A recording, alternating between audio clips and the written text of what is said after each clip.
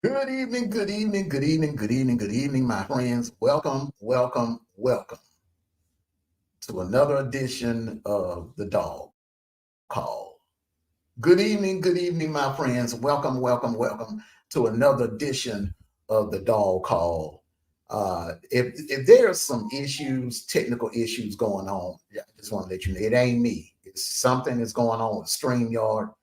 I don't know what their problem is, but they better get it together before I switch platforms.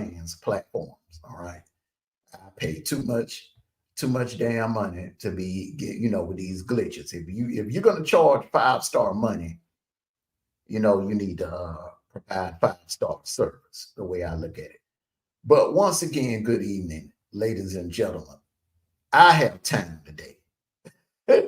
I have time today. All right. So I address my dog's offense. So now what I'm about to do right now is I'm going to address you delusional Tide fans. All right. In this Monday's edition of the Dog House. Now I'm putting two of you are going in the doghouse. One is a head coach and the other is a fan base. All right. I'm going to address the fan base that I'm putting in the doghouse, and then I'm going to work my way to the head coach that is going in the doghouse for week 6. So salute everyone. Get your popcorn ready. I'm Armando Black, and this is the Dog Call.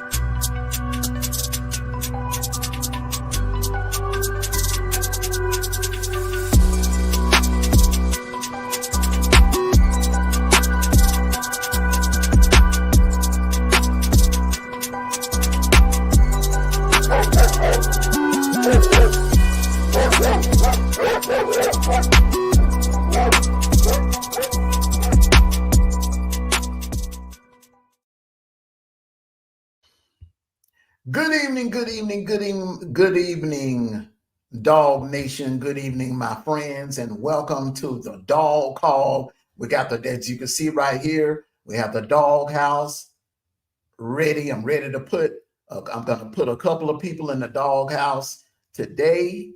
Going to start off with a fan base. Before I get started, I want to thank everyone for coming out. Make sure you hit that like button, share, and subscribe. All right. And also, when I'm done with this video, if you're watching the playback, leave a comment in this comment section. Let me know how you feel. All right. Let me know how do you feel. My message to the BAMA fans, it only gets worse. It only gets worse. And for those of you BAMA fans, oh, he's a BAMA hater. He's still salty about the loss. First of all, when you beat a higher ranked team one week and you turn around and you lose to an unranked team the following week, 7 days later, there's an issue. There's a problem. There's a real problem. Now, whether you Bama fans want to be in denial and sweep it under the rug and say, well, this Vanderbilt is not the same Vanderbilt team that everybody was dumped. No. Pump your brakes. Remember, this Vanderbilt team lost to Georgia State. They lost to Georgia State. And here's the kicker right here. Okay. That win was not a fluke. See, that's what you Bama fans got to get out of your head. You're thinking it was a fluke. It was not a fluke. It wasn't a fluke. They dominated that game. Vanderbilt came out, jumped on Bama, and they never looked back. Yeah, you made a couple of lucky plays and explosive plays or whatever. Ryan Williams, once again, and I felt like he was out of bounds. If you look at the replay and you actually blow it up, that touchdown play that Ryan Williams made, he was out of bounds. He was out of bounds, okay? But once again, that's Bama privilege. They didn't review the play. They went on ahead and kicked the field goal, and,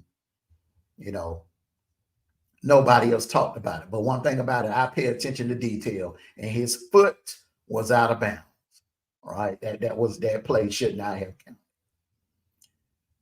Another thing you need to remember, fans, my friends, Vanderbilt should have had over 50 points. If you watch the game, Vanderbilt receivers dropped a couple of balls, a couple of passes that they shouldn't have dropped. There was a false start play where when they kicked the field goal and it was 33, I think it was 33 to 21 or something like that. If it wasn't for the false start, they would have scored a touchdown on that drive. So there were a couple of drives that Vanderbilt could have scored a touchdown on, and it could have easily been in the 50s, like 54, 55 points. There is a serious problem with that Tide defense. And I tried to tell you delusional clowns that last week, all right? That win over Georgia. And see, this is the thing about SEC. They're so eager to throw Georgia under the bus. And they want to pump Bama up and overhype Bama up so bad that they left out some very important details. Georgia was missing not one, not two, but three defensive linemen. Three starting defensive linemen in that game. We were playing with backups on the defensive line, all right?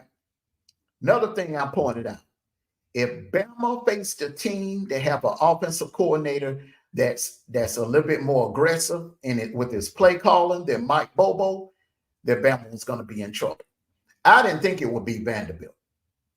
I was thinking more so down the line like Tennessee and LSU, Oklahoma maybe, Auburn. Now you look at that Iron Bowl game, that Iron Bowl is going to be a problem.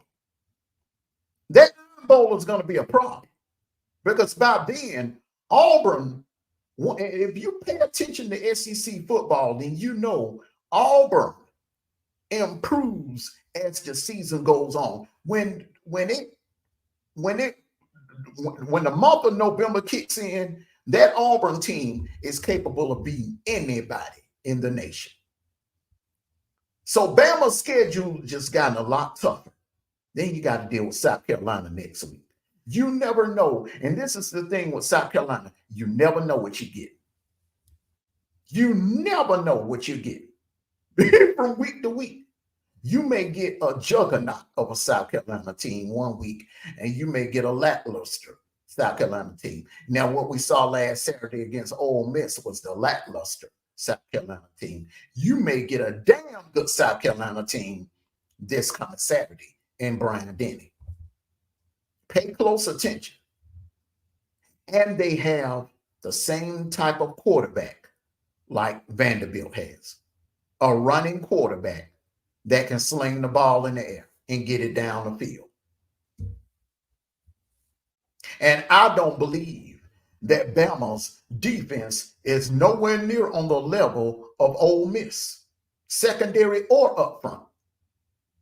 So South Carolina is going to be able to score some points on their Tide defense. That Tide defense is just not going to automatically, just with the snap of the finger, become good. It doesn't work like that in real life. It's a process. It's a working process. And one of the problems that Tide defense has is you have no elite players in that secondary. They all transferred or they left. Kool-Aid gone.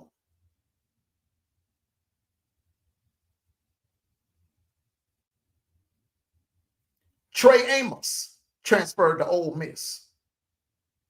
Caleb Downs transferred to Ohio State. The other kid went in the NFL. The entire secondary that was there last year. And I will say this, BAMA had a damn good secondary. Had Trey Amos would have returned, Kool-Aid would have returned for his senior year, and Caleb Downs would have returned, and you link them with Malachi Moore, then I think that secondary, we'll be having a totally different conversation. I don't think Vanderbilt, there's no way in hell Vanderbilt would have beat Bama. No way. No way, no way possible. But it happened. So you have what you have. You have a bunch of guys in that secondary that don't know what the hell is going on. They have not been tested. They were not tested in the first half of that Georgia game, but in the second half, they were tested. They were tested. It was no accident that Bama gave up a 33-7 lead in the second half. The reason is because there are serious issues in that secondary. But see, you Tide fans were so blinded by that lucky ass play by Ryan Williams and the fact that you barely won the game by the skin of your teeth. You want to gloss over the fact that the game shouldn't have never been that tight in the first place. You had a 33-7 lead. Y'all hit that like button.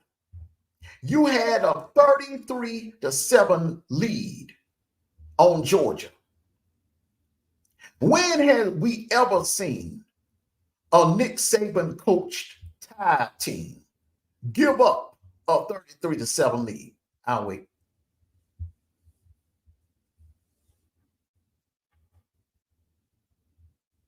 Let me repeat again. When have we ever seen a Nick Saban coached Alabama Crimson Tide team give up a 33-7 lead?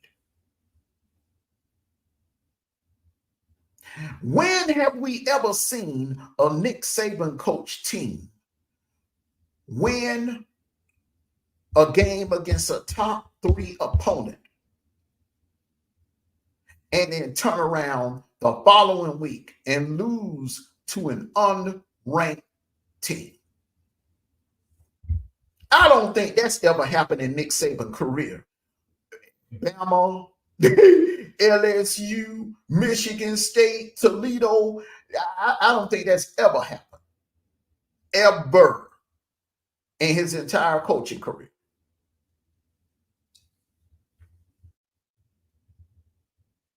You know why? See, you can recruit all the talent you want. But like I said, when the man decided to retire back in January, like I said, there is only one Nick Saban for a reason. Because coaches like Nick Saban, Kirby Smart, Dabo, coaches like those 3, that would have never happened to them. To win a big game against a top 3 opponent and then turn around the following week and lose. And I mean lose decisively to an unranked Vanderbilt team. That only happens to coaches that are laid back, that lets the players, coaches that care more about being friendly to the players instead of a disciplinary. Caleb DeBoer is a player's coach.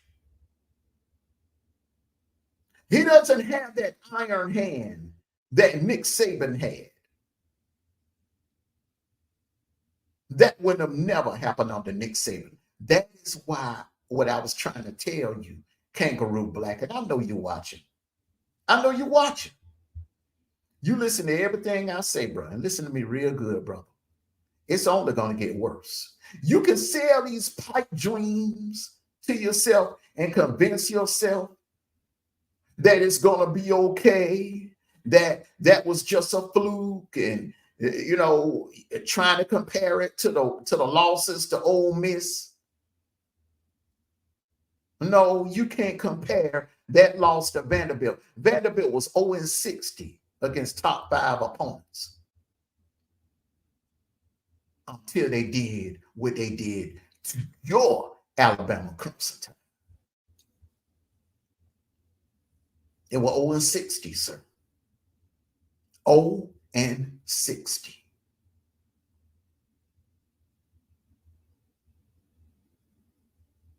I tried to tell you. You see, if you want to talk about a fluke, that win against Georgia was nothing more than a fluke. And I'm not the only one that feel that way. According to the media, they ain't even talking about that no more. I told you. I told everybody. I said, give it a couple of weeks. Ain't nobody going to be talking about what happened in Tuscaloosa last week. Because I saw this happening. I ain't think it was going to happen in Vanderbilt. I'll be honest with you. I didn't call that. Sniper did. Sniper called it back in August. He said that Bama will lose to Vanderbilt this year. I thought, that one of the losses would be to Tennessee, and I stand on that. And I'm going to discuss that here shortly.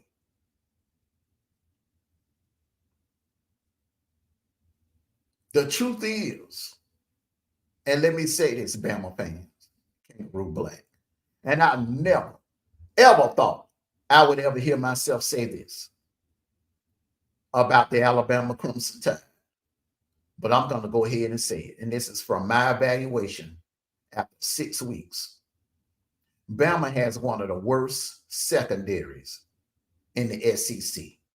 Bama has one of the worst defensive lines, one of the softest defensive lines in the SEC. I will go as far as saying that Kentucky's defense is a hell of a lot better than Bama's defense. I will go as far as saying that Clemson's defense is a hell of a lot better than Bama's defense. I will go as far as saying I can almost guarantee that Auburn's defense is a hell of a lot better than Bama's defense, especially their secondary. Auburn's secondary is much better, hell of a lot better than that Tide secondary. And you Bama fans are going to find that out in the Iron Bowl.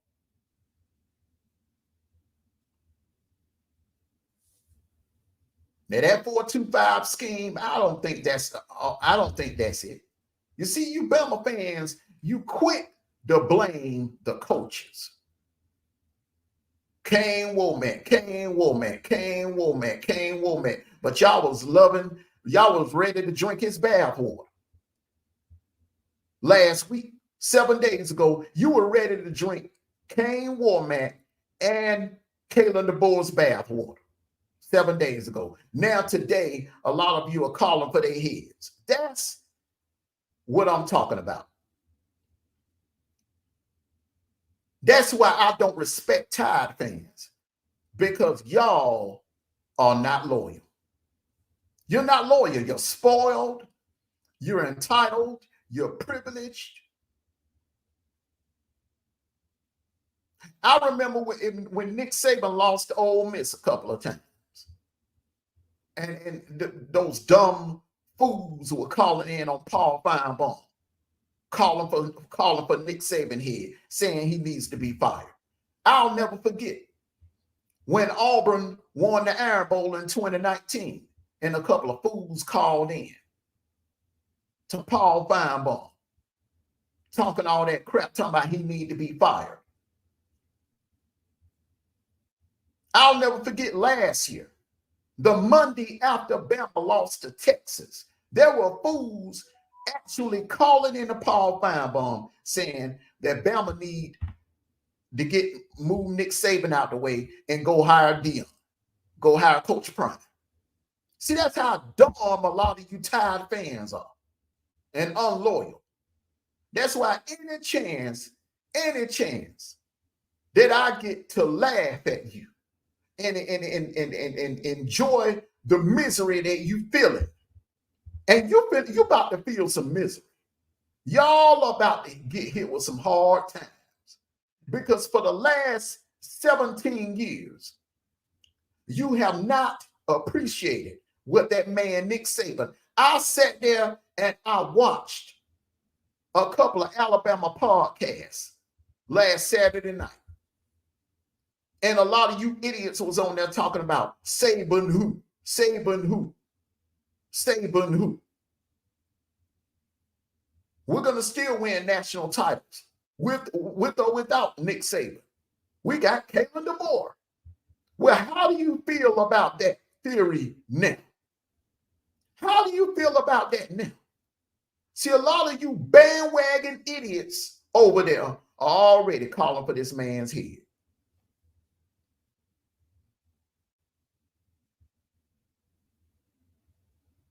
Because you're bandwagon. Most of you, over 60% of the Tide fan base is full of bandwagons.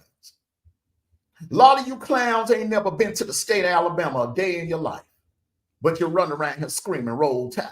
Roll Tide, like Stephen A. Smith. And the only reason why he does that is because he was allowed to come speak and make a little money on the side. Other than that, he don't know a damn thing about college football. Y'all over there listening to him.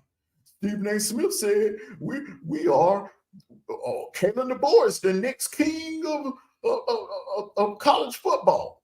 Stephen A. Smith said that Jalen Miro is the best college football player he ever seen. Stephen A. Smith don't know a damn thing about no college football. Quit listening to that idiot when it comes to college football.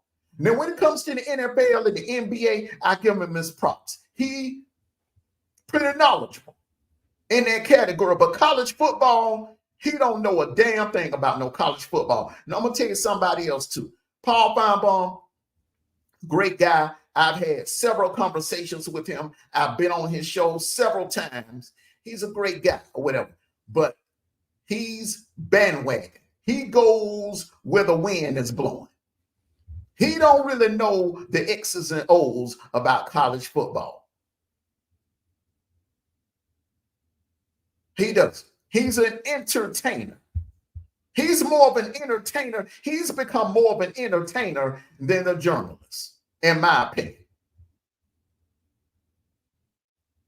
He goes with what's trending. And Bama was trending, and he came on there talking all that crap about Bama's a step above everybody. Just hand the trophy over to him, send the trophy over to Tuscaloosa, Heather Dinich and Lauren Rutledge and Roman Harper and all of them idiots over there at the SEC network. And I told all of you, I tried to tell each and every last one of you all last week. You came in my comment section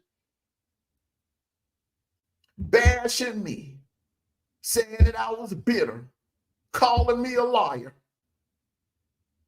Oh, you just mad because the Dogs lost. You just mad because the Dogs lost. Yeah, you won the game, but you didn't beat us. You didn't, because we dominated you. See, people don't look, a real football expert don't just look at how you start. He or she is going to look at how you finished. And y'all played a terrible second half. Terrible second half.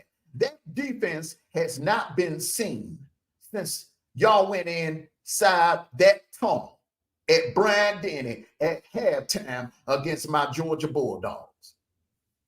Ever since then, that defense has been missing. That defense should be on the back of a damn milk cart saying missing. Last seen 9:30 p.m. Saturday night, September 28th, 2024. That defense has been missing since that time I just called out. Somebody call Nancy Grace. Somebody call Nancy Grace. Because that defense that went inside that tunnel and Brian Denny against my dogs, that ain't the same defense. That ain't the same defense. That defense is missing.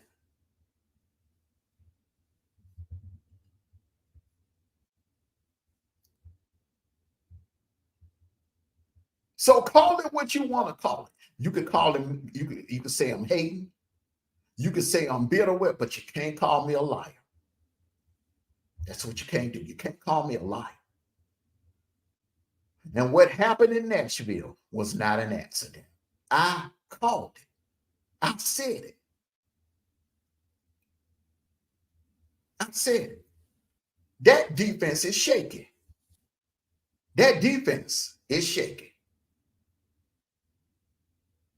And be glad that there's a few teams that you don't have to see this year. Be glad you don't have to see Ole Miss this year. Be glad that you don't have to see Texas this year. Be very, very glad that you don't have to see Texas A&M this year. And I'm about to get into that here shortly. But you Bama fans, it is only going to get worse. You can sit over there and listen to Kangaroo Black with his delusional talking self. My Alabama Crimson Tide going to be all right. My Alabama Crimson Tide will be back. No, sir, they won't. That defense is atrocious, bro. You gave up 41 points to Vandy. Never led in that game. Vandy dominated that game from start to finish.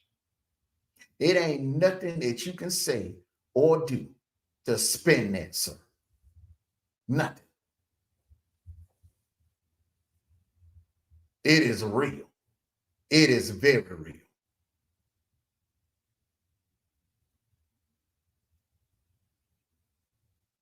That was not an accident, because it actually started in the second half on the 28th. And it's going to continue because every offensive coordinator, they know the blueprint now. They know to test that secondary out, especially on the back end. Especially on the back end. Cedric Alexander ran all over that defensive line. Now, you want to compare, now I heard Kangaroo Black, he was trying to compare Bama's issues to Tennessee issues. No. We're not going to do that, sir. Because one thing I can say about Tennessee has a hell of a better defense than Bama. Now, I don't know what the hell is going on with their offense right now. Maybe they just played the last couple of games. They played against two really good defenses.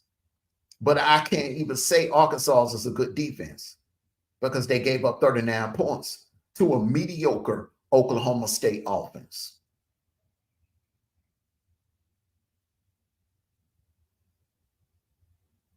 I don't think Tennessee is as good as advertised. I don't think Tennessee is as good as the ESPN hype machine made them out to be. But I think they're a little bit better than Bama. And I stand on my prediction. I think Tennessee will beat Bama in Neyland Stadium. I think they will beat Bama because they have a better defense than Bama.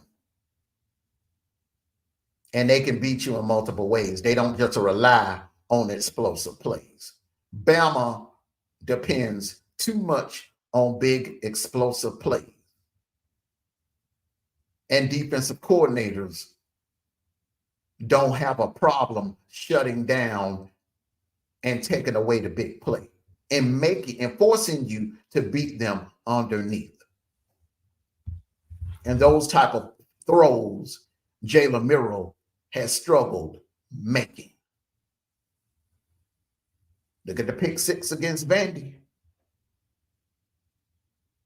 Vandy forced him for majority of that game. Vandy forced Jalen Miro to beat them underneath when in an intermediate route throws. And those type of throws he's not able to make, which will cost Bama later on down the line against even better defenses than Vandy. And Vandy doesn't even have I don't even put their defense on the level of Kentucky's or Ole Miss's or Auburn's. And that's the alarming fact that you Bama fans have to deal with. You're going to be facing much better defenses later on down the line.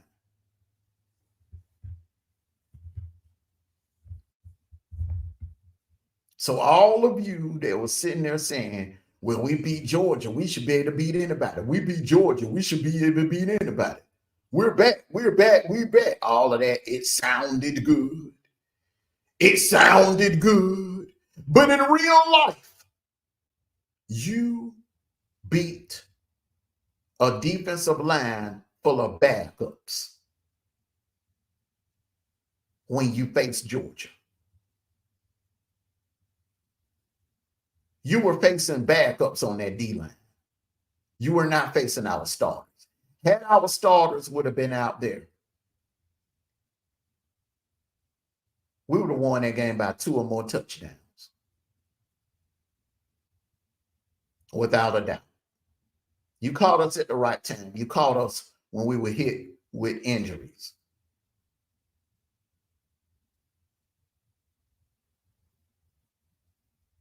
And another thing, Kangaroo Black, quit making excuses about Indy. Quit bringing up, well, we were down. We were missing 2 of our receivers. We were missing both of our 1,000-yard receivers, John Mechie and Jamison Williams. Stop it. Injuries are all a part of football.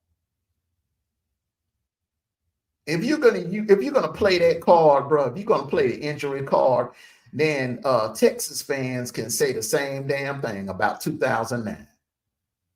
The only reason why y'all won because Colt McCoy broke his shoulder.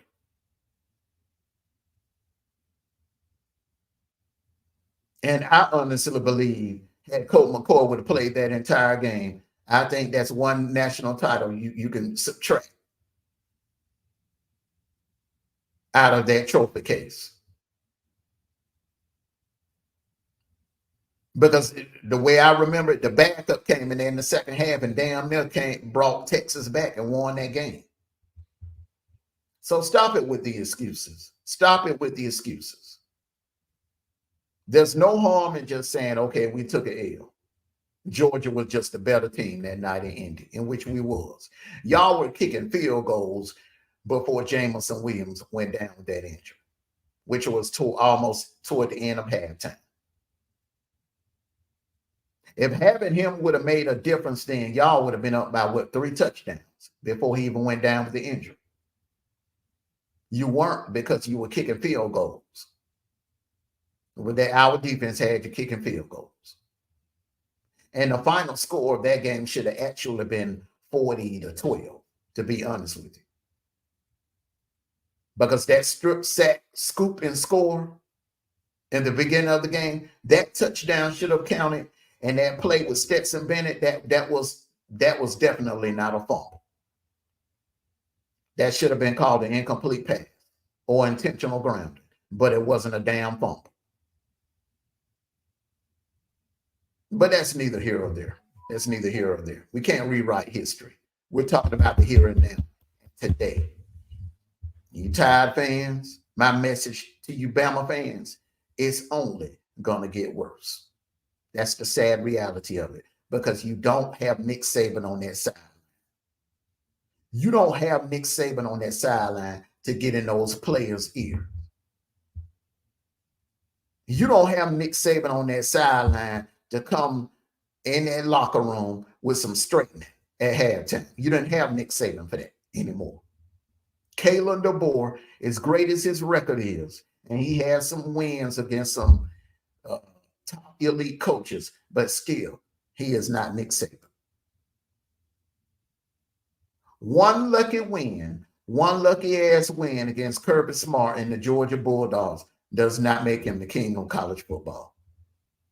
Nowhere near it. Nowhere near it.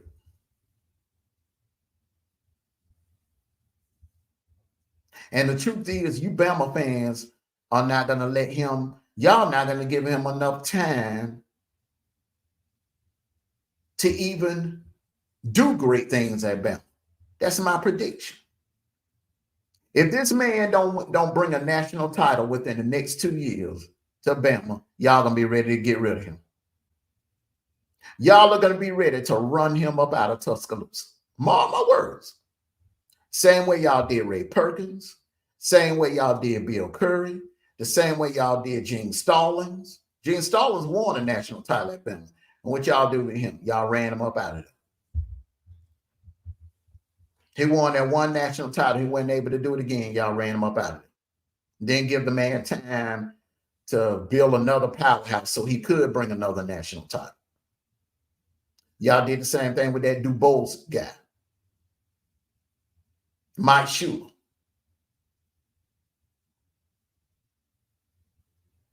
And it was tough. The SEC was way tougher back then when Mike Shula was the head coach.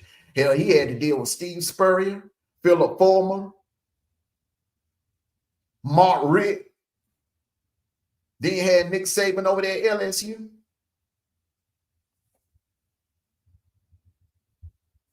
Tommy Tuberville at Auburn. The SEC was tough as hell back then when Mike Shula was the head coach. But now y'all didn't give the man time. Y'all ran him up out there. And everything wasn't all smooth with Nick Saban. Anytime y'all lost the game, just like that Ohio State, when y'all lost that Sugar Bowl game to Ohio State, and that playoff game to Ohio State, Bama fans were calling in, talking crazy about Nick Saban.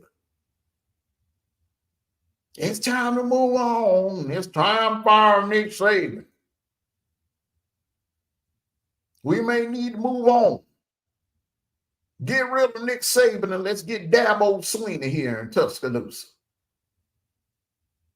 Like I said, I don't have no problem with the Bama program. I respect the University of Alabama. I respect the University of Alabama program.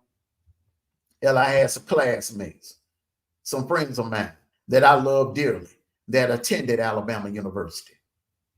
It's you bandwagon fans, you delusional ass bandwagon fans, Bama fan, Tide fans that I have a problem with. Not the school. It's you delusional, bandwagon, overprivileged fans, entitled fans.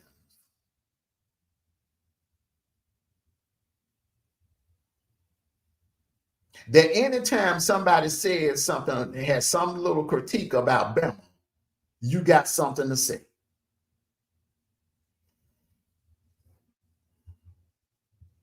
You get in your feelings. Well, get ready. Because I've only just begun. Just like I talked smack last week, and that was coming off a loss. And I told you all, Just like you pay attention to how you lose a ball game, you also have to pay attention to how you win a ball game. And how you win a ball game is very important. It is very, very important.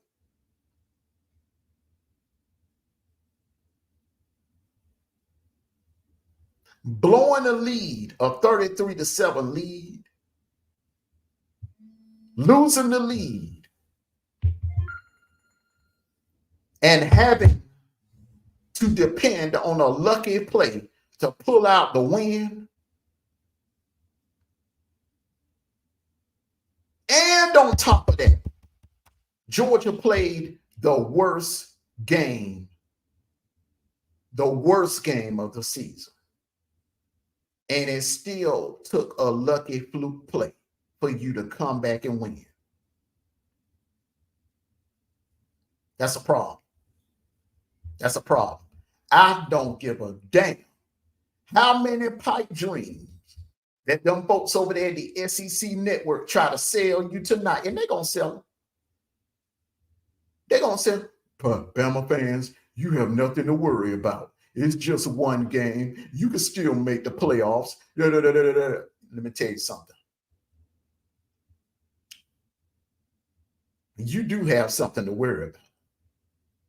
You do have something to worry about because you lost a game that you should not have lost. You lost a game. See, when you got that schedule, that 2024 schedule, and you looked at it, there were a couple of games that you may have circled and said, oh, this could be a potential loss. The problem is Vanderbilt was not one of them. And the same thing goes for Missouri. Missouri, Eli Junkovich, the head coach of Missouri, your ass is going in the doghouse as well. Let me tell you something. And Texas A&M has a good team. Don't get me wrong. They have a great defense and an elite secondary. But can't nobody sit here and tell me that Texas A&M is 41-7 better than Missouri. There were times in that game where the players looked like they just quit. And that right there, my friends, is a reflection on the coaching staff. And who's the head of the staff? The head coach. Eli Junkovich, you did not have those players prepared for that game. You did not make any adjustments at halftime. Right after halftime, the Aggies go right down, one play, touchdown. You did not have those kids prepared. Did not have them prepared. So for that lackluster coaching performance, you also go in the doghouse. So there you have it, my friends. I had to put two in the doghouse. Number one, delusional Tide fans that didn't listen to me last week. And number two, the head coach of Missouri, Eli Junkovich. I want to thank you all for coming out and joining me here on the Dog Call this evening. Make sure you hit that like button on your way out. Like, share, and subscribe. If you haven't subscribed to the channel, make sure you subscribe. I'm going to be bringing you great content throughout the week, the Dog Call. And then on Fridays, me, Sniper, D-Truth, you knew we're going to be bringing you the 1st and 10 kickoff shows, Friday night kickoff shows, Saturday night kickoff shows, and the Saturday morning kickoff shows and the Saturday night post-game show. So we're going to talk college football over here 7 days a week over here. So everyone, make sure you hit that like button and get home safe. Enjoy the rest of your Monday. Armando Black. And like I always say, take care of yourselves and each other And one last thing. Go dogs! Sick 'em! Woo, woo, woo, woo, woo. This has been the Dog Call.